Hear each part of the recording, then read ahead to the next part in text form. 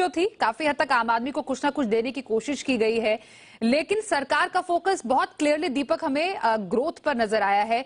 अमृत काल का बजट अपने भाषण के बिल्कुल शुरुआत में उन्होंने शब्दों का इस्तेमाल किया, मतलब क्लियर कट ग्रोथ का बजट हम इसको देख पा रहे हैं। तो ग्रोथ को बूस्ट देने के लिए कैसे ऐलान?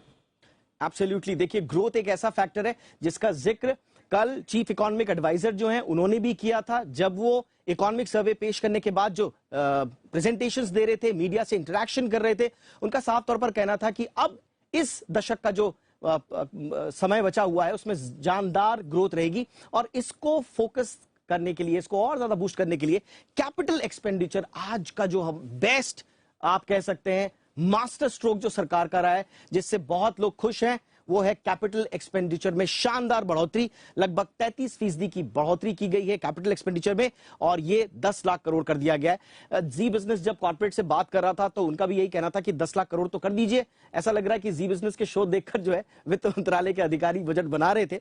बहरहाल this was on a lighter note, लेकिन उसे 33% बढ़ाकर 10 लाख करोड़ कर दिया गया है। इसके अलावा रेलवे के लिए भी एक अच्छा खासा रकम रखी गई है कैपिटल एक्सपेंडिचर के लिए। रेलवे के लिए लगभग 2.5 लाख करोड़ का आवंटन किया गया है जो देगा ग्रोथ को बूस्टर। इसके अलावा अगला जो है वित्तीय घाटा, जो जिसको बोलते हैं कि फिस्कल प्रूडेंस दिखाने की कोशिश की गई है, वित्तीय अनुशासन का एक बहुत अच्छा मुजाहरा देते हुए जो वित्तीय घाटा है उसको कम अनुमान कर दिया गया, यानी कि वो अनुशासन दिखाएगी सरकार। तो 5.9 का अनुमान सरकार की ओर से वित्त वर्ष 24 के लिए जाहिर किया गया है। इसके अलावा 24 में अगर देखें तो कुल अगर आप खर्च देखें तो उसका अनुमान 45 लाख करोड़ का लगाया गया है। तो ये ग्रोथ को बूस्टर देने की सारी कोशिशें सरकार की ओर से। इसके अलावा जो अगला इंपॉर्टेंट एस्पेक्ट है, FY24 में 11.8 लाख करोड़ की उधारी का लक्ष्य रखा गया है।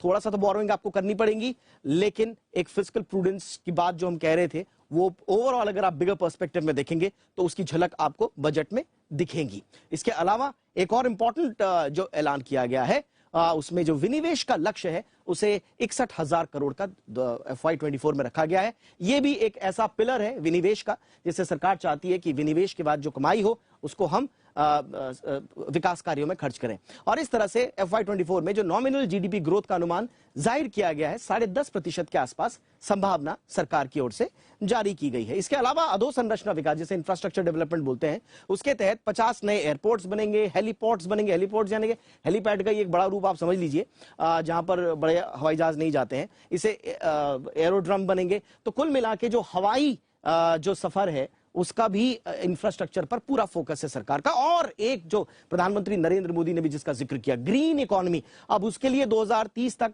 5 MMT ग्रीन हाइड्रोजन उत्पादन का लक्ष्य रखा गया है। और hydrogen is the future fuel ये भी कहा जाता है, तो उस दिशा में सरकार का पूरा फोकस है। तो ये है जो वो इंपॉर्टेंट प्रावधान जो किए गए हैं। इसके अलावा पैन जो है उसे कॉमन बिजनेस आइडेंटिफायर के रूप में देने की घोषणा की गई है। तो कुल मिला के ये ओवरऑल जो ग्रोथ का सिनारियो है, जो इकोनॉमिक जो हमारी आधारशिला है उसको और मजबूत करने का स्वाति ये प्रयास सरकार की ओर से किया गया है।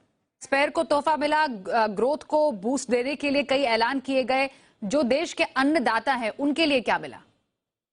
अन्नदाताओं पर भी विशेष फोकस रहा है सरकार का। फटाफट से आपको बता देते हैं कि कृषि क्षेत्र के लिए और किसानों के लिए क्या क्या प्रावधान किए गए हैं। इसमें देखिए जो किसान हैं और जो खेती किसानी से जुड़े हुए स्टार्टअप करने वाले जो नए उद्यमी हैं, सबको बराबरी से पुश देने की कोशिश सरकार ने की है। और इसके लिए जो प्रावधान किए जाने की बात की है, एग्री स्टार्टअप को बढ़ावा देने के लिए एक अलग सा एग्रीकल्चर फंड जो है उसका ऐलान आज हुआ है।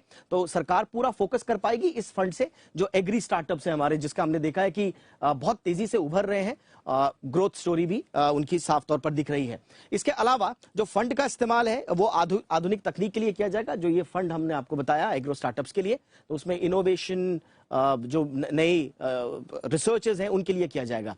इसके अलावा कॉटन के लिए क्लस्टर आधारित वैल्यू चेन का भी प्लान किया गया है सरकार ने। इसके लिए प्रावधान किए हैं आज के बजट में, जो मेरे ख्याल से किसानों के चेहरे पर जरूर मुस्कान लेकर आया होगा। इसके अलावा वित्त वर्ष 2024 में कृषि क्षेत्र के लिए 20 लाख करोड़ के कर्ज का लक्ष्य रखा गया है ताकि कोई कमी ना रहे इस दिशा में पैसे की। इसके अलावा पशुपालन के लिए 6,000 करोड़ की नई रियायती स्कीम दी गई है। ये जो पशुपालन, मछली पालन और डेयरी उद्योग से जुड़े हुए जो हमारे किसान हैं, जो कारोबारी हैं, उनके लिए एक इंपॉर्टेंट, मछली पालन के लिए 6,000 करोड़ का, जैसे मैंने आपको बताया कि नई रियायती स्कीम दी गई है। एक और जो मिलेट एयर, वैसे भी हमने, भारत ने कोशिश की थी, यूएन के सामने हमने प्रपोजल भी दिया था, वो माना भी गया। इंटरनेशनल ईयर ऑफ मिलेट भी घोषित किया गया यूएन की ओर से 2023 को। तो अब भारत में क्या होगा मिलेट्स को लेकर, इस पर सबकी नजर थी। और आज सरकार ने मोटे अनाजों के लिए एक वैश्विक स्तर की रिसर्च संस्था बनाने की बात कही है। इसे श्री अन्नम, निर्मला सीतारमन ने इसको नाम दिया श्री अन्नम। मोटा अनाज हम कहते हैं मिलेट्स को, लेकिन कोई पर्टिकुलर नाम नहीं था, तो मेरे ख्याल से आज वो नाम भी दे दिया निर्मला सीतारमन ने। श्री अन्नम यानी कि मोटे अनाजों के लिए एक अलग से स्कीम्स की अनाउंसमेंट किया गया है। इसके अलावा बायोमास और नेचुरल फार्मिंग के लिए सरकार लगातार मदद करेगी, उस पर भी सरकार का फोकस है।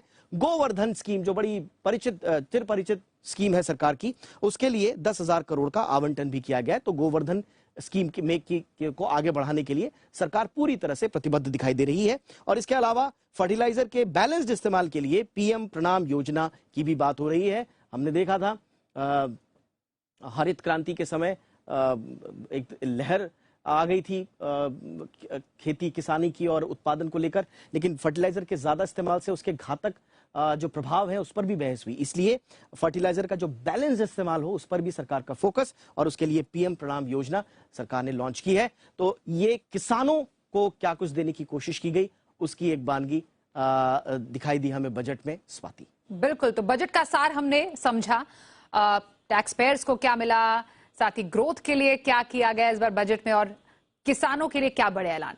धन्यवाद दीपक इन तमाम बड़े ऐलानों को बताने के लिए नटशल में।